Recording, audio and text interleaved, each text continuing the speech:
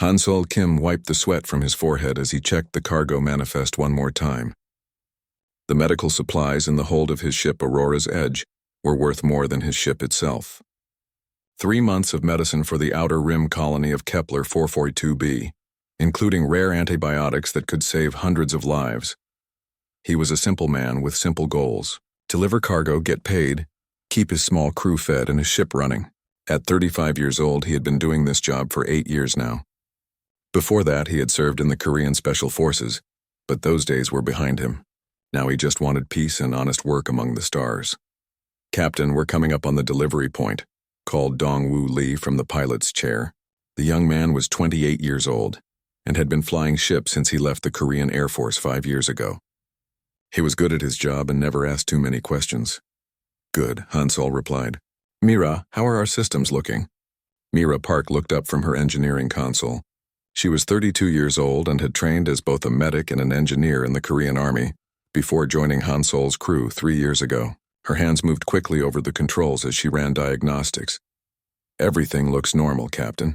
All systems are working fine. The cargo is secure and temperature controlled. We should make delivery right on schedule." Hansol nodded. This was how he liked things. Quiet, simple, and without problems. He had enough excitement in his old life. Now he just wanted to do his job and go home. The ship dropped out of hyperspace near Kepler 442b.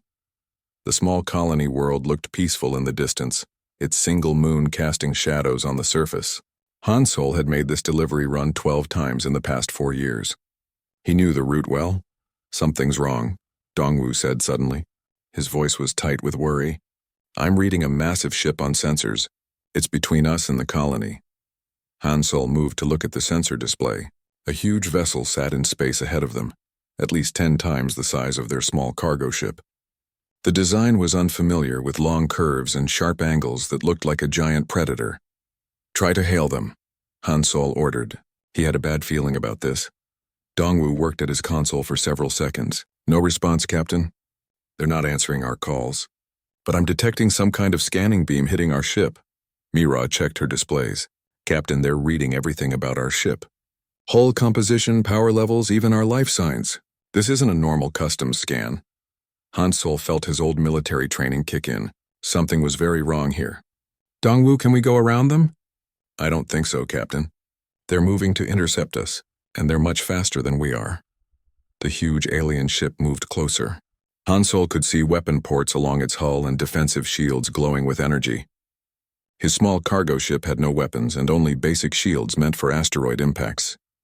"This is Captain Hansol Kim of the cargo vessel Aurora's Edge," he broadcast on all frequencies. "We are carrying medical supplies to Kepler 442b colony. Please identify yourself and state your intentions." The response came in perfect Korean, which surprised Hansol. The voice was deep and had a strange accent, like someone speaking through water. "Captain Kim, this is Dr. Kethvar of the Vorthak research vessel Scientific Progress. You and your crew will prepare to be brought aboard our ship. Do not attempt to flee or resist. This will go easier if you cooperate." Hansol felt ice in his stomach. He had heard stories about alien research ships that captured humans for study. Most spacers thought they were just scary stories told in bars. Apparently, they were not stories. "We are peaceful cargo haulers," Hansol replied. "We have done nothing wrong. We demand safe passage under galactic trade law." Dr. Kethvar's laugh sounded like grinding metal. "Galactic trade law does not apply to research specimens, Captain Kim. You are from the world designated Earth, classification code 12 Deathworld. My government has authorized me to collect samples of your species for scientific study." "Samples?" Mira whispered. Her face had gone pale. Hansol put his hand on her shoulder. "Stay calm. We'll figure this out." But even as he said it, he could see the alien ship's tractor beam reaching out toward them. Blue energy wrapped around Aurora's Edge like giant hands, pulling them slowly toward the much larger vessel. "I'm losing control," Dongwoo said. "All our systems are being overridden. I can't break free from their beam." Hansol watched their ship being pulled helplessly toward the alien research vessel. He remembered his training about being captured. The most important thing was to stay alert and look for opportunities. Every enemy made mistakes. Every prison had weaknesses. "Listen to me," he said quietly to his crew. "No matter what happens, we stick together. We don't give up. And we watch for our chance." Mira nodded, though her hands shook slightly. Dongwu gripped his controls tighter but nodded as well. The alien ship swallowed their small vessel into a huge docking bay. Through the windows, Hansol could see dozens of other ships of different designs. Some looked human, others were completely alien, all looked abandoned. "How many ships do they have in here?" Mira asked. "Too many," Hansol replied grimly. Heavy footsteps echoed through their ship's hull as the aliens boarded. The airlock hissed open and strange figures entered. They were tall and thin, with scaled green skin and large yellow eyes. They wore white coats like doctors, but they carried weapons that hummed with energy. Dr. Kethvar was even taller than the others, nearly 7 feet high. His scales had darker patterns and his eyes seemed older and more intelligent. When he spoke, his mouth revealed rows of sharp teeth. "Captain Kim, I am pleased to finally meet a specimen from the famous Earth. Your species has quite a reputation among researchers. We have been trying to study humans for many years, but your government keeps interfering with our work. Maybe because kidnapping people is wrong," Hansol said. He kept his voice calm and steady, though inside he was already planning how to fight. "Kidnapping?" Dr. Kethavar made that grinding laugh again. "This is science, Captain. We need to understand what makes Deathworlders so resilient. Your planet is rated as the most dangerous inhabited world in the galaxy. The life forms that survive there should be impossible according to our biology textbooks. We're just cargo haulers," Mira said. "We're not special." Dr. Cathvar looked at her with those huge yellow eyes. "My dear, you survived on a world where the weather can kill you. The animals hunt in packs and the very air burns your lungs if you breathe too much of it. You are absolutely fascinating." More alien soldiers entered their ship. They carried strange devices that looked like nets made of energy. Hansol counted 20 of them, all armed and ready. "You will come with us now," Dr. Kethvar said. "Resistance will only make this harder for you." Hansol looked at the odds. 20 armed aliens against 3 unarmed humans in the confined space of his cargo ship. In his Special Forces days, he might have tried to fight. But his crew's safety came first now. "We'll cooperate," he said, "but I want your promise that my crew won't be harmed." "Of course not," Dr. Kethavar replied. "We are scientists, not barbarians. You will all be treated well during your stay with us." The aliens activated their energy nets. Hansol felt a strange tingling sensation as the net touched him. Then his muscles began to feel heavy and slow. It was some kind of neural dampening field, designed to make prisoners easier to handle. But the effect was not as strong as it should have been. Hansol could still think clearly and move, just more slowly than normal. The alien seemed surprised that he was still standing. "Interesting," Dr. Kethavar said. "The dampening field should have made you completely passive. Your nervous system is more resistant than our models predicted." Hansol said nothing, but he filed this information away. The aliens' weapons were not as effective against humans as they thought. That might be important later. They were escorted through long corridors filled with strange equipment and monitoring devices. Other aliens in white coats watched them pass, making notes on electronic tablets. Hansol memorized everything he saw. Corridor layouts, door locations, security camera positions, old habits from his military training. Dr. Kithavar led them to what he called the temporary housing area. It was a row of small rooms with transparent walls and heavy doors. Each room had a bed, a small toilet area, and a food dispenser. "Captain Kim, you will stay in cell block A, room 1. Your crew will be housed nearby in the guest quarters. They are not our primary research subjects, so they will be more comfortable." Hansol was separated from Mira and Dongwu, but he could see them being led to better rooms down the hall. At least they would not be in cells like his. His cell was small, only 4 meters by 4 meters. The walls were made of some kind of white metal that felt warm to the touch. The bed was actually quite comfortable, and the food dispenser provided water and something that tasted like chicken. Dr. Kethvar stood outside his cell, watching him through the transparent wall. "I hope you will be comfortable, Captain Kim. Tomorrow we begin the real work. We have so many questions about human capabilities, your strength, your endurance, your problem-solving abilities. It will be fascinating." "When do I get to ask my questions?" Hansol replied, such as when you're going to let us go." Dr. Kethavar made that grinding laugh again. "Oh, Captain Kim." Hansol woke up when bright lights filled his cell. He had slept well despite being a prisoner. Years of military training had taught him to rest whenever possible, because you never knew when you would get another chance. Dr. Kethvar stood outside his cell with 2 assistants and several guards. The alien doctor looked excited like a child with a new toy. Good morning, Captain Kim. I hope you slept well. Today we begin our research program. I have so many tests planned for you. Han Sol sat up on his bed and stretched. What kind of tests?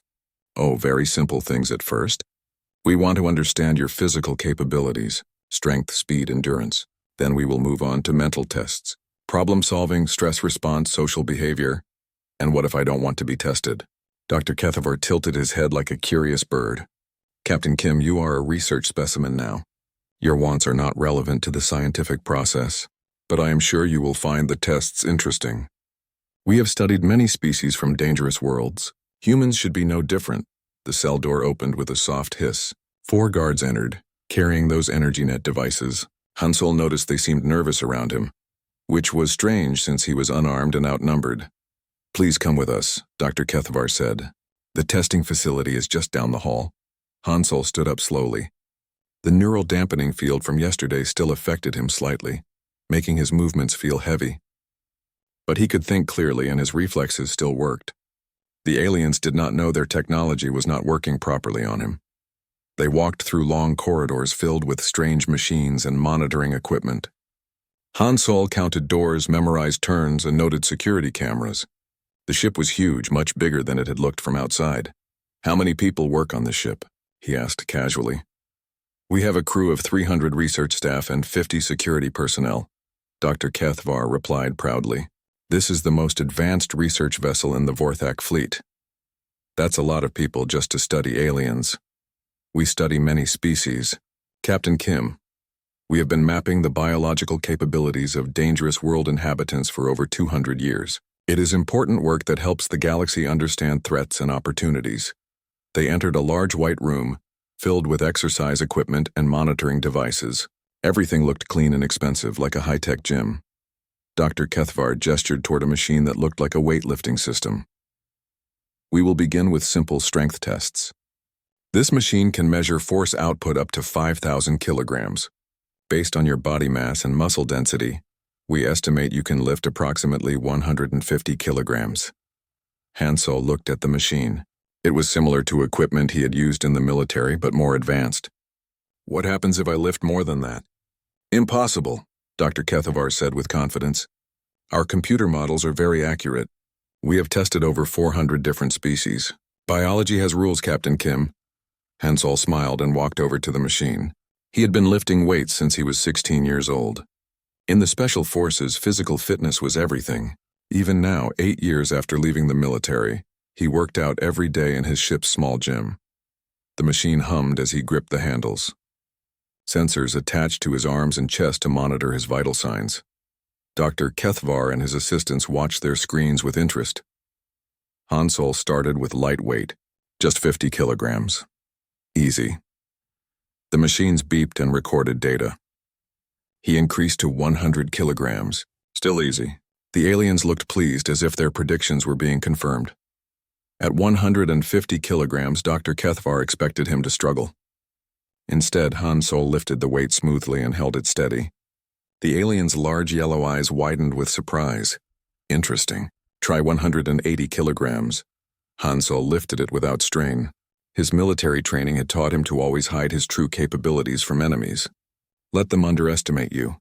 But these tests would reveal his strength eventually. So he decided to give them a small surprise.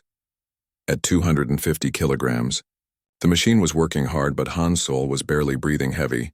Dr. Kethavar was now staring at his instruments in confusion. This is not possible, the alien muttered. According to muscle density analysis, you should have reached failure at 160 kilograms. Maybe your computer is broken, Han Sol suggested. They moved to endurance testing. A treadmill that could simulate different gravity levels and atmospheric conditions. Dr. Kethavar set it to what he considered challenging parameters and expected Han Sol to tire within 10 minutes. 40 minutes later, Han Sol was still running at a steady pace while the aliens looked increasingly worried. His heart rate was elevated but stable. His breathing was controlled. He showed no signs of the exhaustion their models predicted. Stop the test, Dr. Kethavar ordered.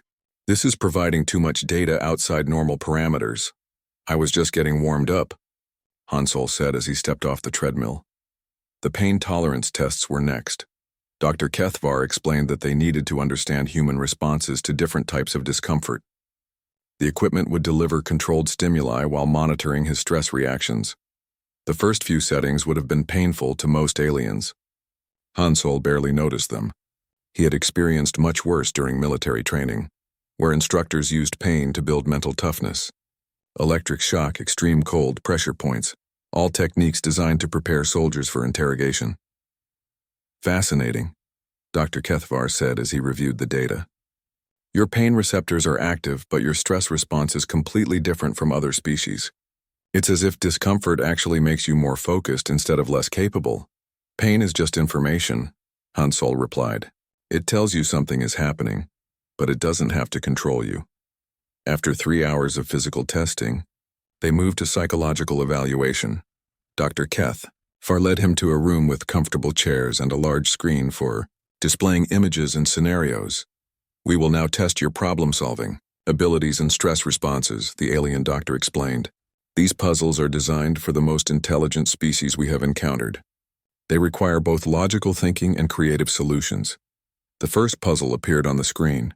It was a complex maze with multiple levels and changing pathways. Most species, Dr. Kethvar explained, needed 30 to 40 minutes to solve it. Hansol studied the maze for 2 minutes, then began moving through it smoothly. He had trained on similar problems in the military, where quick thinking could mean the difference between life and death. 7 minutes later, he reached the end. Lucky guess, Dr. Kethvar muttered, then displayed a more complex puzzle. This one involved resource allocation and strategic planning, a scenario where limited supplies had to be distributed among multiple groups with different needs. Hansol had dealt with similar real-world problems during humanitarian missions. He solved it in 12 minutes. The tests continued for hours. Logic problems, pattern recognition, spatial reasoning, tactical scenarios. Each one was supposedly designed to challenge the greatest minds from advanced civilizations. Hansol worked through them methodically, drawing on years of military training and real combat experience. Dr. Kethvar grew more agitated with each success. This should not be possible, he said to his assistants. His brain is smaller than ours, with less developed reasoning centers. How is he consistently outperforming our most difficult tests? Maybe your tests aren't as hard as you think, Hansol suggested. Impossible. These same tests have challenged our best minds for decades. They tried stress response evaluation next. Hansol was placed in a simulation pod that could create virtual reality scenarios designed to provoke fear, panic, and confusion. The pod was supposed to measure how different species reacted to perceived threats.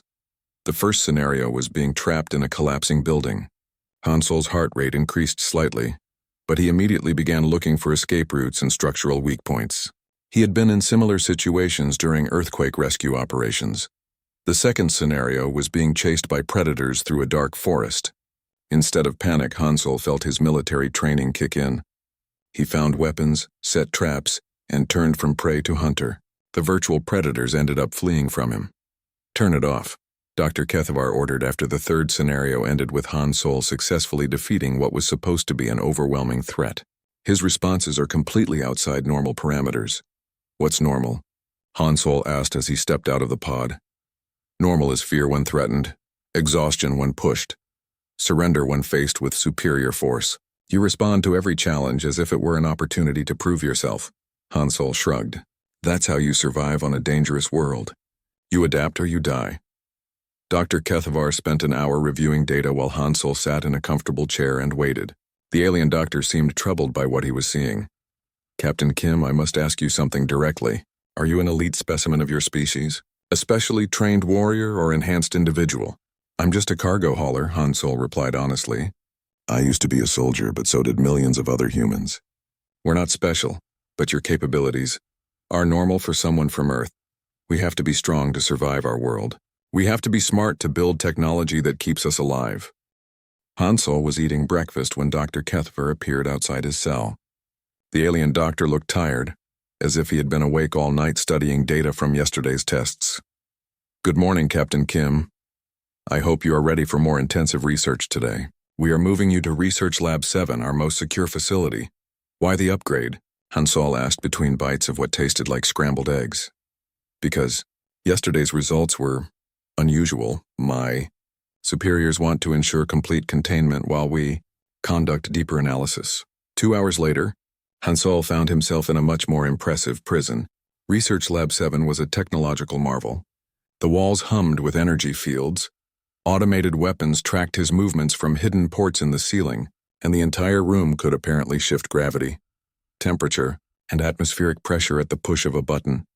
Impressive, Hansol said as he looked around. Must have cost a lot to build. Dr. Kethvar looked proud. This facility has contained specimens from Class 10 Deathworlds without incident. The walls are lined with quantum force field generators. The environmental controls can simulate any known atmospheric condition. Even the floor can become electrified if necessary. And you think this will hold me? Captain Kim, this facility could contain a raging hellfang from Mortis Prime. You are just one human with no tools and no weapons. Hansol sat on the single chair in the center of the room and smiled. If you say so. The testing began immediately. Brain scans using machines that mapped every neural pathway, while Hansol solved increasingly complex problems. The aliens were amazed to discover that his brain showed activity patterns they had never seen before. Look at this, Dr. Kethvar said to his assistant, pointing at a display screen. Neural firing in the frontal cortex is simultaneous with activity in the survival centers of the brainstem. He's processing logical problems and threat assessment at the same time. Is that unusual? Hansol asked. Every other species we've studied shows either logical thinking or survival instinct, never both simultaneously. Your brain is literally doing two types of thinking at once. Makes sense to me. On Earth, you have to think and stay alive at the same time. Can't do just one or the other. The genetic analysis was next. They took blood samples and skin cells, running them through machines that could map DNA faster than anything on Earth. What they found confused them even more. Your genetic code contains adaptations from multiple environmental pressures, Dr. Kethvar explained.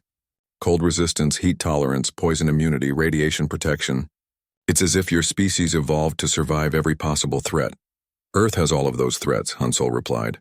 Ice ages, volcanoes, toxic plants, cosmic radiation. Our ancestors had to survive everything or we wouldn't be here. But specialization is more efficient than generalization. Evolution should have created humans adapted to specific environments. Not all environments. Maybe evolution on Earth works differently. While they ran their tests, Hansol was conducting his own research. He listened to every conversation, memorized every procedure, and watched every technician who entered his cell. The facility was impressive, but it was designed by people who had never dealt with someone like him. The force field generators that lined the walls created a slight electromagnetic pulse every 4.7 seconds when they cycled power. The automated weapons had blind spots near the floor where the targeting sensors couldn't track movement. The environmental controls were operated from a single control panel that was protected by a simple electronic lock. Most importantly, the aliens followed strict routines. The same guards worked the same shifts. The same technicians performed the same procedures. Dr. Kethvar arrived at exactly 800 hours every morning and left at exactly 1800 hours every evening. Predictable. Enemies were vulnerable enemies. On his third day in Research Lab 7, Hansol began his real work. During the morning brain scan, he asked Dr. Kethvar casual questions about the ship. How many research labs do you have on this vessel? 12 major laboratories and 36 smaller research stations, Dr. Kethvar replied, pleased to show off his facility. That's a lot of space. How much power does it all use? Approximately 40% of our total reactor output. Advanced research requires enormous energy. Fascinating. Do you study many humans or am I special? Dr. Kethvar looked uncomfortable. You are our first live human specimen. Your government has been very protective of your species. They claim that humans are covered under galactic protection laws, but you took me anyway. For the advancement of science, some rules must be interpreted creatively. Hansol filed this information away. The aliens were breaking galactic law to keep him here. That meant they were desperate for results and probably couldn't ask for help if something went wrong. That evening, alone in his high-security cell, Hansol put his plan into motion. He had been studying the electromagnetic pulse from the force field generators for 3 days. By creating a small vibration at precisely the right frequency, he might be able to cause a resonance cascade that would temporarily Disrupt the fields. The question was how to create that vibration without any tools. Hansol remembered his grandfather, teaching him about sympathetic resonance when he was a child, how the right sound frequency could shatter glass or collapse bridges. The human voice, when used correctly, could produce surprisingly precise vibrations. He began humming very quietly, adjusting his frequency until he felt a tiny response from the force field generators. It took 2 hours of careful adjustment, but finally, he found the exact tone that made the generators fluctuate slightly. The fields failed for exactly 12 seconds. It was not long enough to escape, but it was long enough to access a maintenance panel that had been hidden behind the energy barrier. Hansol quickly memorized the electronic schematic displayed on the panel's screen, then returned to his chair before the fields reactivated. Now he knew how the facility's power grid was laid out.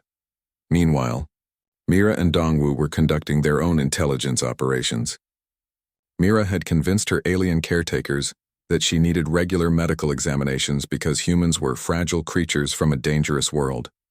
During these examinations, she memorized the layout of the medical bay and identified critical ship systems. Dongwu was having long conversations with junior researcher Veltar, who was fascinated by human culture. The young alien asked endless questions about Earth, giving Dongwu perfect opportunities to gather information about Vorthak technology and psychology. Tell me about human music, Veltar requested during one of their sessions. Music is very important to us, Dongwu replied. We use it for celebration, for mourning, for bringing people together. Do Vorthaks have music? We have mathematical harmonies that please our auditory organs. But human music seems to have emotional components we don't understand. Would you like me to sing something for you? Veltar was delighted. While Dongwu sang traditional Korean folk songs, he was actually testing the acoustic properties of the room and the sensitivity of Vorthak hearing. He discovered that the aliens were very sensitive to certain frequencies and had difficulty distinguishing between similar sounds. On the 4th day, something changed. Dr. Kethvar arrived at Hansol's cell with Ship Commander Raxthor, a larger and more dangerous-looking Vorthak with military bearing and weapon scars on his scales. Captain Kim, Dr. Kethvar said, Commander Raxthor has some concerns about your presence on our vessel. The military commander studied Hansol with cold, intelligent eyes. Human, I have reviewed the security reports from your testing. You have been asking many questions about our ship and our procedures. I'm curious about your technology, Hansol replied calmly. It's very impressive. Curious like a scientist or curious like a spy? Does it matter? I'm locked in your most secure facility. Commander Raxthor looked at the force field generators and automated weapons surrounding Hansol. Dr. Kethvar assures me that this facility is escape-proof. But I have been a soldier for 70 years, and I know that determined enemies find ways to surprise you. I'm not your enemy, Hansol said. I'm just a cargo hauler who got in the way of your research. Perhaps, but cargo haulers don't usually have military training and combat experience. Hansol said nothing. The commander was smarter than Dr. Kethvar, and much more dangerous. I'm going to recommend that we transfer you to a Class 12 containment facility on our home world, Commander Raxthor continued. This ship is not designed to hold truly dangerous specimens. Dr. Kethvar looked alarmed. Commander, that would take months. The research window would be lost. My authorization from the Science Council specifically allows for extended study aboard this vessel. Your authorization did not anticipate complications. What complications? The specimen is securely contained. Commander Raxthor gestured around the high-tech cell. This facility was designed to contain large, strong, unintelligent creatures. Humans appear to be small, moderate strength, but extremely intelligent. That is a different type of threat. Intelligence without tools or weapons is not a threat. The commander looked at Hansol again. Human, what was your military specialty? Hansol considered lying, but the truth might be more useful. Special forces. Infiltration, sabotage, and escape operations. Hansol woke up at exactly 500 hours, just as he had every morning for the past week. Today was different, though. Today was the day he stopped being a prisoner and started being a problem. Dr. Kethvar arrived at 800 hours as usual, but he brought 6 guards instead of the normal 2. Commander Raxthor had clearly made his security concerns known. The alien doctor looked nervous as he approached Hansol's cell. Good morning, Captain Kim. Today we will be conducting advanced neural mapping. This procedure requires you to remain completely still for several hours while we scan your brain patterns. Sounds boring, Hansel replied, stretching casually on his chair. The procedure is also somewhat invasive. We need to insert monitoring probes to get accurate readings of deep brain structures. Hansel looked at the array of sharp instruments the technicians were setting up outside his cell. And if I don't want holes in my head? I'm afraid you don't have a choice in the matter. This research has been authorized at the highest levels of the Galactic Council. Interesting timing, Hansel said, right after your commander expressed concerns about keeping me here. Dr. Kethvar looked uncomfortable. The timing is coincidental. We simply need more detailed information about human neural architecture. Hansel stood up slowly and walked toward the force field barrier. The guards immediately raised their weapons, but he just stood there looking at Dr. Kethvar through the shimmering energy wall. Doctor, I've been patient with your tests. I've answered your questions and cooperated with your procedures, but nobody puts holes in my brain without my permission. Captain Kim, you are not in a position to negotiate. Maybe. Or maybe your security isn't as good as you think it is. Dr. Kethvar looked confused. What do you mean? Hansel smiled and began humming very quietly. The same frequency he had been practicing for days. The same tone that caused resonance in the force field generators. But this time, instead of just testing the effect, he maintained the frequency while moving his position to create maximum acoustic feedback. The piece of metal he had planted in the power coupling 3 days ago had been slowly corroding the connections. Now, with the added stress from the resonance vibration, it finally caused a critical failure. The force field generators overloaded with a shower of sparks. Emergency alarms began blaring throughout the ship as backup power systems tried to compensate for the sudden energy drain. The automated weapons swung toward Hansel, but their targeting computers were confused by the electromagnetic interference from the failing generators. In the 12 seconds before backup systems could fully activate, Hansel moved. His first target was the control panel for the environmental systems. One quick punch with the metal food tray he had concealed in his shirt, and the panel exploded in a cascade of broken circuits. The room's gravity, atmosphere, and temperature controls all went offline simultaneously. Dr. Kethvar pressed the alarm button, but nothing happened. The communication systems were routed through the same power grid that was currently experiencing cascade failures throughout the ship. Impossible, the alien doctor whispered. No one has ever broken quantum lock containment technology. First time for everything, Hansel replied as he walked out of his cell. The guards tried to fire their energy weapons, but the electromagnetic interference made them unreliable. 2 of the weapons failed to discharge. The third fired, but the beam was scattered by the residual energy field fluctuations. Hansel had been studying these guards for a week. He knew their reaction times, their training level, and their physical capabilities. They were scientists with basic security training, not soldiers. The first guard went down from a pressure point strike to the neck, unconscious in 3 seconds. The second guard tried to tackle him but discovered that moderate strength by human standards was still far beyond Vorthak normal. Hansel lifted the alien and threw him into the third guard, sending both crashing into a bank of monitoring equipment. Dr. Kethvar ran for the door, but Hansel was faster. The alien doctor found himself pressed against the wall with a human hand gripping his throat. Here's how this works, Hansel said calmly. You're going to help me get my crew and our ship back. In exchange, I won't demonstrate any more human capabilities on your research staff. You can't escape this vessel, Dr. Kethvar gasped. There are 300 crew members and 50 security personnel. I know. I've been counting. Hansel had indeed been counting and planning and preparing for exactly this moment. While the aliens thought they were studying him, he had been studying them. And what he had learned was that they were smart, advanced, and completely unprepared for dealing with someone who refused to accept that escape was impossible. Using Dr. Kethvar as a guide and shield, Hansel fought his way through the ship toward the detention area where Mira and Dongwu were being held. The corridors filled with confused aliens as emergency alarms echoed throughout the vessel. Security teams ran in every direction, but no one seemed to know what was actually happening. This is impossible, Dr. Kethvar kept repeating. Our systems don't fail like this. Our containment technology is flawless.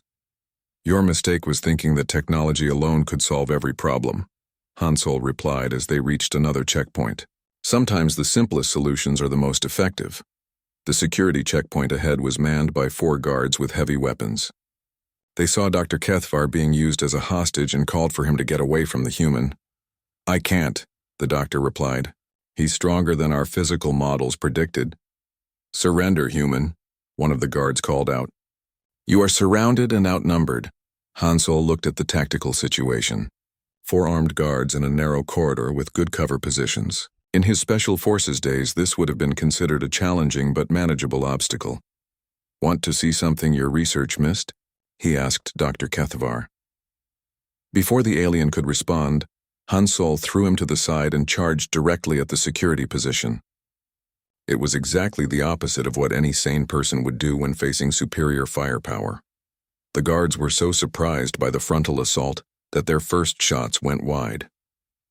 Hansel reached their position before they could adjust their aim. What followed was a brief demonstration of close-quarters combat techniques that left all 4 guards unconscious, and Hansel in possession of their weapons. "How?" Dr. Kethvar asked from where he had landed against the wall. "Speed, aggression, and the element of surprise," Hansel replied. "Basic infantry tactics. Also, your people have really slow reflexes." They continued through the ship.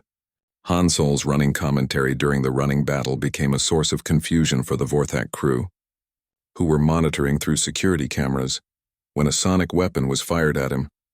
"Is that your stun setting?" I've heard louder construction sites when they tried to stop him with gravity manipulation. Nice try with the gravity control. Ever heard of inner ear adaptation? When a group of security personnel tried to use their numerical advantage, 20 against 1, that seems almost fair. The truth was that Hansel was having to hold back significantly to avoid seriously injuring anyone. These were scientists and researchers, not enemy soldiers. But they didn't know that, and their fear was working in his favor. Mira and Dongwu were in the detention area, just as he expected. But they weren't sitting around waiting to be rescued. Mira had somehow caused every electronic system in her room to malfunction, creating electromagnetic interference that was spreading through the ship's network. Dongwu was in deep conversation with junior researcher Veltar, apparently explaining the finer points of human military strategy. "Captain," Mira called out when she saw him approaching, "I've been mapping their power grid. If you can get me to engineering, I can cause a complete system shutdown." "Already on it," Hansel replied as he shot the lock on her door with one of the captured weapons. "Dongwu, what's your status?" "I've been giving our friend here some lessons in human psychology," Dongwu replied with a grin. "Turns out they've never encountered a species that considers impossible odds to be motivational." Junior researcher Veltar looked completely overwhelmed. "I don't understand," he said to Dongwu. "Your captain was contained in our most secure facility. How is he here?" "Because he's human," Dongwu replied simply. "We don't really believe in impossible." Commander Raxthor's voice echoed through the ship's communication system. "All security teams to detention level 7. Lethal force is authorized. Repeat, lethal force is authorized against the human specimens." "Finally," Hansel said. "I was wondering when they'd get serious." Dr. Kethvar looked horrified. "Captain Kim, if they use lethal force, you cannot possibly survive. Please surrender now and I will guarantee your safety." Hansel looked at the alien doctor with something like pity. "You still don't understand, do you? This wasn't desperation or luck. This was a Tuesday for me." "What does that mean?" "It means you wanted to study Deathworlders. Congratulations, you just got a masterclass in why Earth is classified as Class 12. The sound of heavy boots and military equipment could be heard, approaching from multiple directions. Commander Raxthor was bringing his entire security force to bear on their position. Hansel checked the captured weapons and looked at his crew. The battle for the research vessel turned into something the Vorthaks had never experienced before. 3 humans with improvised weapons and stolen equipment were systematically dismantling their advanced military technology. Mira reached the engineering section and began her work. Years of training as both a medic and an engineer had taught her to understand complex systems quickly. The Vorthak power grid was impressive but inefficient, with multiple redundancies that could be turned against itself. "Captain," she called over the stolen communicator, "give me 10 minutes and I can shut down their weapons, shields, and life support systems." "You have 5 minutes," Han Sol replied as he held off another security team. They're bringing heavier weapons. Dongwu was conducting what he called psychological warfare against the ship's crew. Using the communication system he had accessed through Veltar's security card, he was broadcasting running commentary on the battle throughout the ship. "Attention, Vorthak crew." His voice echoed through every corridor. "This is Dongwu Li, human pilot. Your commander has just committed 12 security teams to stop 3 cargo haulers. So far, the score is humans 3, advanced galactic civilization 0. Commander Raxthor's voice cut through the chatter. "Human, you cannot win. We have superior numbers and technology." "Commander," Dongwu replied cheerfully, "you had superior numbers and technology when you captured us too. How did that work out for you?" Han Sol was fighting his way toward the docking bay where their ship was being held. The corridors were filled with smoke, from damaged equipment and confused aliens who couldn't understand how their advanced systems were failing so completely. A group of 10 security guards blocked his path with heavy weapons and energy shields. In the old days, this would have been a serious threat. But Han Sol had learned something important during his week as a prisoner. The Vorthaks had never fought anyone who treated impossible odds as a normal Tuesday. "Last chance to surrender," the lead guard called out. Han Sol looked at their defensive position and smiled. "You know what? You're right. I surrender."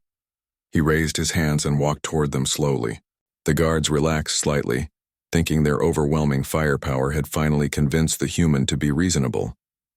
When Han Sol was 3 meters away from their position, he dove sideways and rolled behind a support beam. In the same motion, he activated the electromagnetic disruptor Mira had given him. The device was made from spare parts and alien technology, but it worked perfectly.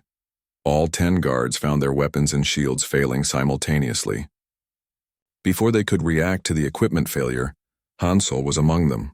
20 seconds later, 10 unconscious aliens lay scattered across the corridor and Han Sol was continuing toward the docking bay. "This is impossible," Dr. Kethavar said as he watched the security footage. "One human should not be able to defeat 10 armed guards."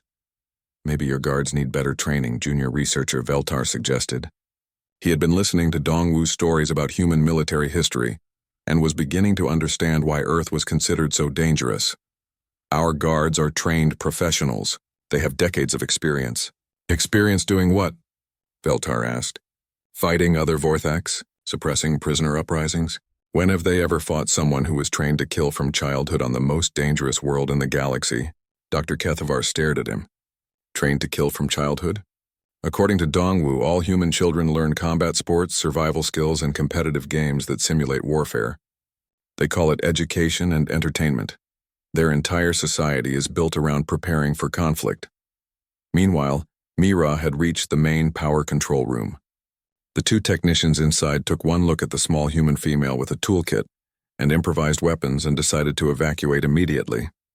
"Smart choice," Mira said as she began working on the power grid. What she found impressed her. Vorthak engineering was elegant and efficient, but it was designed by people who lived on safe worlds where nothing ever went seriously wrong. There were backup systems for backup systems, but all of them assumed that failures would be gradual and predictable. They had never designed their systems to resist someone who understood that the most effective sabotage was also the simplest. Mira began shutting down power to non-essential systems throughout the ship. Lights flickered and died in empty corridors. Computer terminals went dark. The automatic environmental controls began failing as their power was rerouted to essential functions only. 5 minutes, Captain," she reported. "Their main weapons will be offline in 3 minutes." Han Sol had reached the docking bay but found it heavily defended. Commander Raxthor himself was there with his remaining security forces and some kind of heavy energy cannon that looked like it could punch through starship hulls. "Human," the commander called out. "This ends here. Surrender now or we will destroy your ship with you on it." Han Sol looked at the tactical situation. 20 guards, heavy weapons, defensive positions, and a cannon that could indeed destroy his ship. In the old days, he would have called for air support or requested backup. Today, he had something better. He had a crew that understood him. "Mira," he said into his communicator. "I need a distraction." "On it, Captain." Every light in the docking bay went out simultaneously. Emergency lighting tried to activate but failed as well. The entire area was plunged into complete darkness. The Vorthax began firing blindly, their energy weapons creating brief flashes of light that ruined their night vision. They were shooting at shadows and echoes, trying to hit a target they couldn't see in the dark. But Hansol had trained for night operations. He could move silently in complete darkness, navigate by sound and memory, and strike without being detected. This was exactly the kind of environment where human advantages became overwhelming. Commander Raxthor tried to coordinate his forces, but his guards were panicking. They couldn't see their target. Their communications were being jammed by Dongwu, and they could hear the human moving around them in the darkness like a ghost. One by one, the guards went down to pressure point strikes, improvised weapons, and simple tactics that took advantage of their confusion and fear. Within 10 minutes, Commander Raxthor found himself alone in the dark with a human who had just neutralized 20 trained soldiers without making a sound. Impressive. Hansol's voice came from somewhere in the darkness. Your people fight well when they can see what they're shooting at. Where are you? The commander demanded, swinging his weapon back and forth. Right here. Commander Raxthor spun around and found Hansol standing 3 meters away. Clearly visible now that the emergency power had been restored, the human was holding the commander's personal weapon, which had somehow been taken from him without him noticing. How? Practice, Hansol replied. Lots and lots of practice. With the docking bay secured, Mira and Dongwu joined him at their ship. Aurora's Edge looked undamaged, though it had been thoroughly scanned and studied during their week of captivity. Status report, Hansol ordered as they boarded. Ship systems are normal, Dongwu reported from the pilot station. They didn't damage anything, just studied it. Cargo is secure, Mira added. Those medical supplies are still intact and ready for delivery. Dr. Kethvar appeared on the main screen, calling from the bridge of his ship. The alien doctor looked defeated and exhausted. Captain Kim, you have won. Your capabilities far exceeded our models. But please, before you leave, help me understand. How is any of this possible? Hansol considered the question. Doctor, you made a fundamental error in your research methodology. What error? You assumed that intelligence, strength, and survival instinct were separate characteristics that could be measured individually. On Earth, they're the same thing. We're smart because we have to be to survive. We're strong because weakness means death. We fight because giving up means extinction. But your planet should have killed your species millions of years ago. It tried. We're still here. That should tell you something about humans. Commander Raxthor, now bound with his own security restraints, spoke up from where he sat against the wall. Captain Kim, I must ask, was this really just normal capability for your species? Hansol looked at his crew, then back at the alien commander. Commander, I'm a cargo hauler. Mira fixes machines and patches up injured people. Dongwu flies cargo ships for a living. We're about as average as humans get. Average. If you want to see what exceptional humans can do, try picking a fight with our military sometime. But I wouldn't recommend it. As Aurora's Edge prepared to leave the research vessel, Hansol had one final conversation with Dr. Kethvar. Doctor, I'm going to give you some free advice.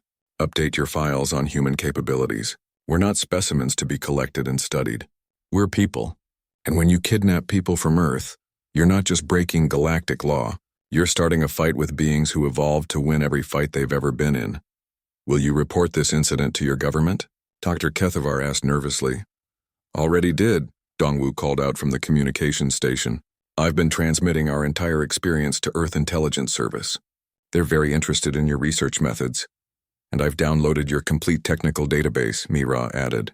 For Earth's defensive purposes, of course.